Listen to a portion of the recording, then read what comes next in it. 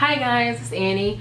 I'm gonna make another video for you guys. I want to kind of say first of all that I have a sucky computer, and at this point in time I will just edit like just the bare minimum. I will take out some of the pauses and the moments when I say I'll try to take as many of those out as possible. Our computer is kind of garbage. I'm getting a new one soon, so maybe at the beginning of September you'll have better quality videos or better editing skills, I guess you could say.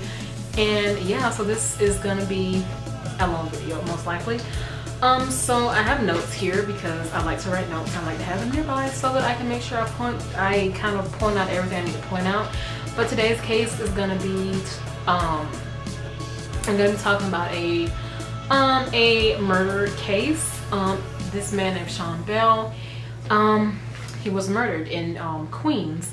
So let me tell you a little bit about Sean Bell. He was 23 years old and he was actually engaged to a woman named Nicole. And so sadly enough, the day that he was murdered, the next day was supposed to be their wedding. So November 24th, Sean Bell was having a bachelor party at this club in Queens. It was a strip club, you know, just have some fun. So at this certain club, there was a investigation of undercover police officers and undercover detectives at this certain club. Of course, they didn't know that, but they were at this club because this club was had a lot of speculation for prostitution. So there were police everywhere and they're plain clothes. And so here's how the night kind of gets started. Sean Bell was having a bachelor party, as I said. And he was kind of hanging out with his two main friends, Trent and Joseph. So supposedly how this kind of begins, according to one of the police officers, police officer's name is Gaspard Inora. I think I'm pronouncing it right, I don't know if I am. But supposedly this police officer was outside when he heard one of Sean's friends, Joseph, he was arguing with a man outside, and supposedly Joseph says that he's told one of another friend to go get his gun. So of course that police officer was like, oh my god, this cannot happen. So supposedly this police officer, Gaspard, or however you pronounce his name, kind of follows Joseph, Trent, and Sean around this club while they're trying to celebrate, and he's kind of just like watching them and stalking them, I guess just in case something bad does go down. So after the bachelor party is kind of like not really ending but kind of ending, they're finna leave. So here things are about to get a little sketch. So Sean and his friends are leaving the club and they're headed to his vehicle. Now Officer Gaspard is still following them, kind of more like virtual profiling, I guess, mostly in a way. It's never 100% certain if one of Sean's friends, Joseph, said that he was gonna get a gun, but Gaspard was following them around. And according to him, he said that he announced his presence and something happened, and then they all just kind of ran to the car, Sean's car, and they turned it on, obviously, and they started driving. So this isn't really that important, but Sean and his friends were a bit intoxicated at the time. So according to police officers, well, some police officers, not eyewitnesses, but the officers, said that Sean Bell, the person driving, actually drove into one of the undercover minivans that the officers and detectives were in, and that's when they started firing at the vehicle. So there were a lot of people at this club, but only 5 officers were outside because Gaspard had called in like that he needed some help. So that's when 4 more officers came outside to kind of help him. Now here's the thing. Gaspard supposedly announced, I'm a police officer, my name is blankety blank, I need you to stop the vehicle, I need you to pause, or whatever. That's what he said. He said that he made his presence known. But Joseph, one of the people that actually survived the shooting, said that that's not what happened at all. He said none of these police officers actually said anything. They didn't say, oh, well, I'm with the police force, we're undercover, blah, blah. He said they didn't say anything. And they just all kind of surrounded the car with guns. So That's crazy. So Gascard, when people were asking what happened, he was saying that someone shot at him from inside this vehicle, and that's when he started shooting, and that's when everybody else started shooting. So there was another one of Sean's friends that were at this bachelor party. His name is Nelson. Supposedly Officer Gascard says that this friend Nelson shot at him and he ran off, so he was trying to shoot at Nelson, and then of course they all started shooting at the vehicle.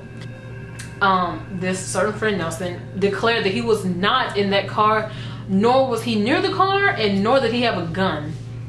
So and then supposedly also I read that there was a building very close by, and supposedly this janitor saw a black man running from the scene of the crime, which could very well have been this Nelson person. So at first Officer Gascard did not, if this did happen, there was a person that shot at him and then ran off. He didn't make it clear to the people, like other officers and other detectives, because according to a lot of people and eyewitnesses, they didn't see anyone, and according to people that he kind of worked with, he didn't like call it in, so there wasn't any kind of search for this person. So that's kind of also what caused a lot of red flags, because no one was searching for this random black man that supposedly shot at a police officer. So when people actually asked Officer Gascard his official statement of what happened, he said that he told Sean and his friends that he was a police officer, and that's when supposedly Sean hit him, ran into the car with his friends, and hit the minivan like I said earlier. And that's what encouraged other officers to start firing at his car. Like I said, eyewitnesses never saw anything. They didn't see a random black man named Nelson run out of this car. No one saw anything. So it's the theory that Officer Gascard lied about this fourth person in the car because he was trying to avoid being convicted by a jury.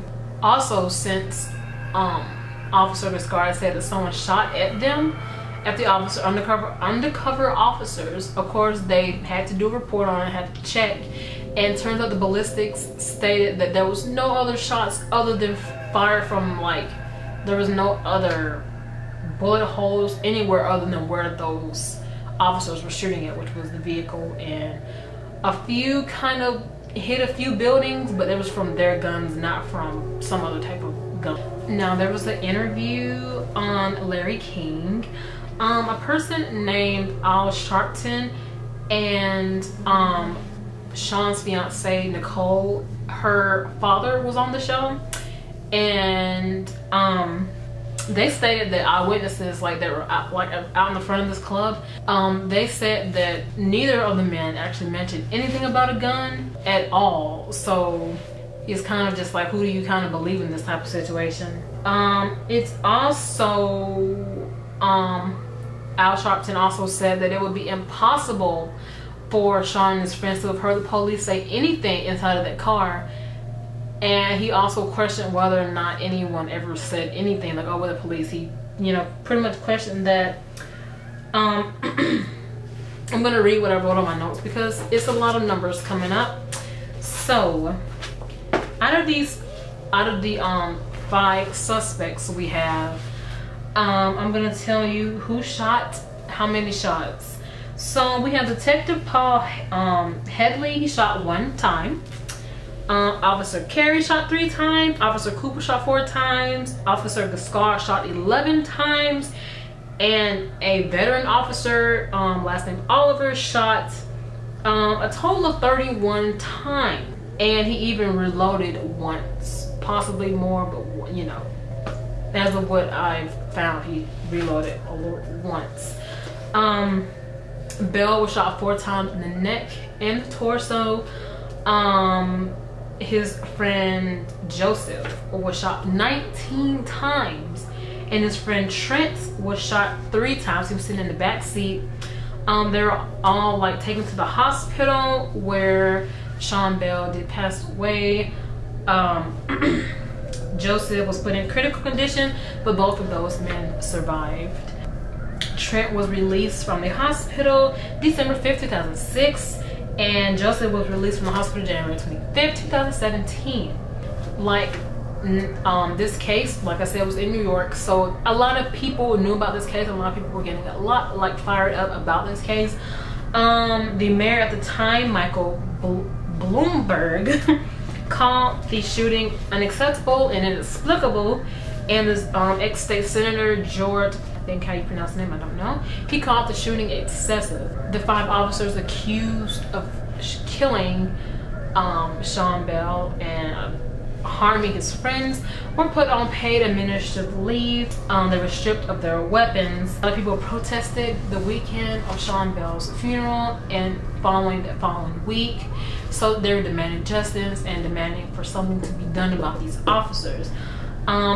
Sweetly, December 7th, 2006, Nicole changed her last name to Bell's last name to honor his memory and to show her love for him. Sadly, when this case went to trial, all the officers were acquitted and they're able to roam around freely even though they actually killed a man. And the commanding officer that served at the time of Sean's death actually he stopped working March 24th, 2012, and he had worked, of course, ever since Sean had passed away. And that's pretty much all I have for this case. I have a lot of cases in this, like this little book is where I keep my notes and my records and my numbers.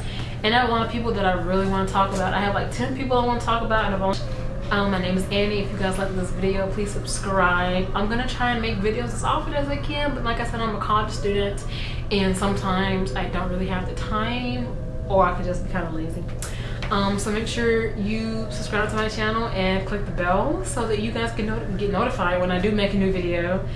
And I hope you guys don't mind this video being kind of long. I'll try to edit out as much as I can, but other than that, it's just gonna be a long video. You can always skip ahead or something like that. I will have links in the description so you guys can read up on this case if you guys want.